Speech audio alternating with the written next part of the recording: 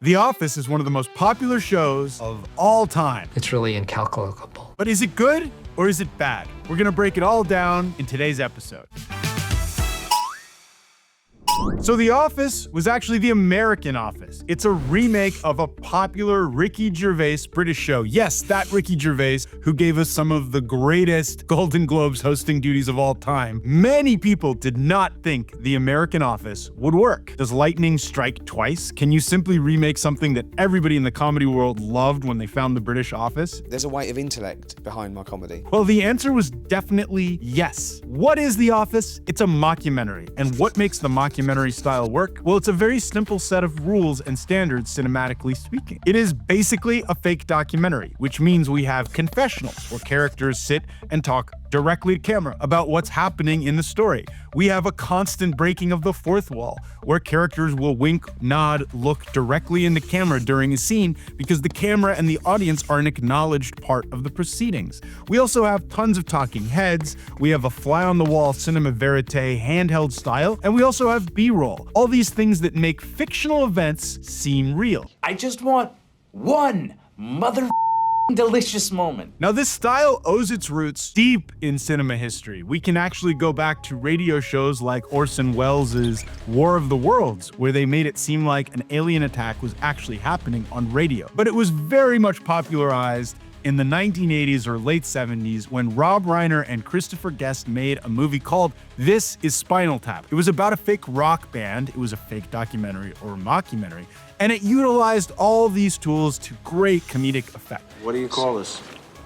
Well, this piece is called Lick My Love Pump. Now, Monty Python had done this a little bit in sketches before. Woody Allen did it in a movie called Zelig. And there's just tons of examples of times where movies or shows or variety sketches used this device or element to create a sense of comedy. But it was the rise of reality television that really started to normalize some of these things. And so by the time The American Office happened, audiences at home watching TV were so familiar with these aspects, specifically the confessional camera, that it became a super easy device to use in a TV show that everybody would be familiar with in terms of the visual language. So what is the secret ingredient of The American Office?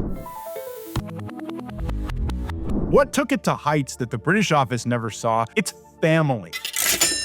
Because let's be honest, in American culture, we spend more time at the office and at work than we often do with our actual families or at home. No, God! Whether or not this is a tragic fact or a happy one, and it's probably a tragic one, it's just our reality. Those people who we see every day at work, those frenemies, those work wives or work husbands, those people become a bigger part of our day-to-day lives than anybody else. And this is not the family you choose, like maybe the show Friends. It's the family you're forced to have, and it's not the family you're forced to have by birth. It's by the economy, effectively. And so we all struggle with this, or many of us do, and so it becomes a perfect opportunity for a universal experience for audiences.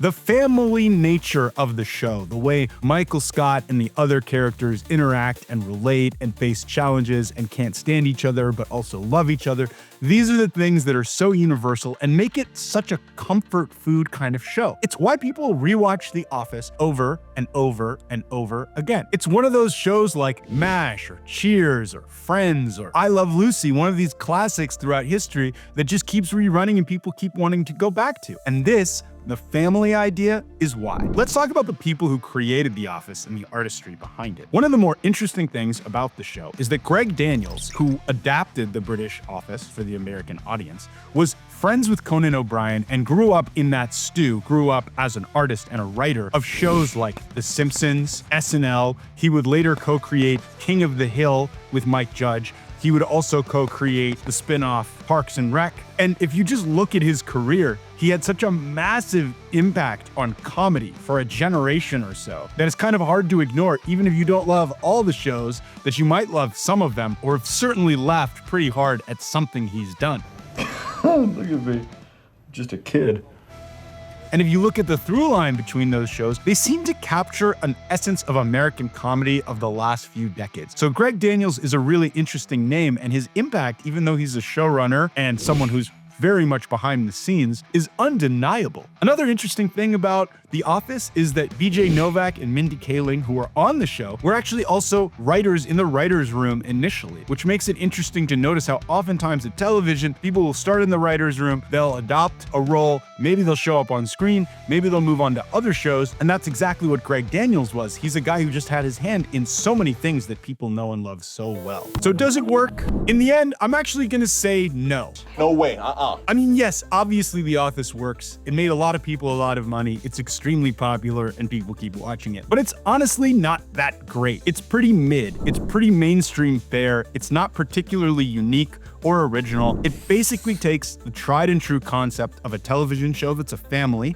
that feels familiar and comforting to people, and adds in this device that was used so many times already in a more interesting way. Frankly, why would there be a documentary or a reality show that runs for 200 plus episodes about a paper factory or an office for paper production Dunder Mifflin? It just doesn't really make sense. And when you think about the roots of the technique in things like Zelig or War of the Worlds or the Christopher Guest movies like Best in Show, we understand the conceit. The original with Rob Reiner, This Is Spinal Tap, it's a doc about a rock star or a rock band. But we get to this place where it's just this daily running documentary about people who work in this office. I just have to wonder why. Are you from another planet? I get why it works for audiences, like I've laid out, and I get why people love it, but frankly, I don't think it's all that impressive or interesting. And in some ways, and I've heard a lot of writers say this before, the tool is sort of like cheating. You get the comedy out of letting the audiences talk directly to camera in the confessionals. You get them looking into the lens all the time, and that creates a dynamic and a relationship that you could achieve through better writing or more challenging writing if you were willing to go there. It just allows everything to come a little easier. Now, it's easy for me to say, far away from the process of it, and obviously the people who made The Office are very good at what they do, and the show is a big success, an epic success of ridiculous proportions. So when I say I think it's not good, I think it's just not the greatest piece of craftsmanship or television or writing or comedy known to man. I declare bankruptcy! It's somewhere on the list, but it's not at the top. Certainly not for me. If you want to find other things that are like The Office, or you simply want to find more things like this style and you didn't love The Office, but you're curious about the mockumentary, I've mentioned a whole bunch of them. Honestly, Parks and Rec is the most obvious go-to. If you really loved The Office, you're going to get the exact same thing. And in some ways, some people like it more. Some of the characters or performers or whatever work better for them. The other thing I would definitely take a look at if you haven't is This Is Spinal Tap or all those Christopher Guest movies. They are extremely funny, and in my opinion, Waiting for Guffman is the very best one, but they really use the device well. It's naturally woven into the story. There's something very funny about those performers and those characters that they create. Zelig, the Woody Allen movie, is another one I have to mention. It's a brilliant movie. It uses media in a way to tell the story that's different, and it's a little more serious, even though it's also very funny. And of course, there's other examples I mentioned, like War of the Worlds from Orson Welles, and What We Do in Shadows, which is another show and a movie that sort of connects to the same idea. The documentary is about these vampires. That one slides a little more towards The Office and Parks and Rec style. But there are tons of examples of this type of thing. The Office certainly super popularized it. And if you've never seen The British Office, you should check it out. In some ways, it's not as comforting as The American Office. The American Office obviously made an effort to make it more familial, closer, and warm, whereas The British Office really leaned into the awkwardness of the comedy and the character that Ricky Gervais plays that would later become Michael Scott. See you around, man. Bye-bye. A nice guy. Thanks so much for watching. Let me know if you disagree, if you loved the show, if you think I'm completely wrong, or if you actually agree and you think it's not that great. Whatever you think, let us know in the comments. Please like, rate, and subscribe, and keep on watching for more.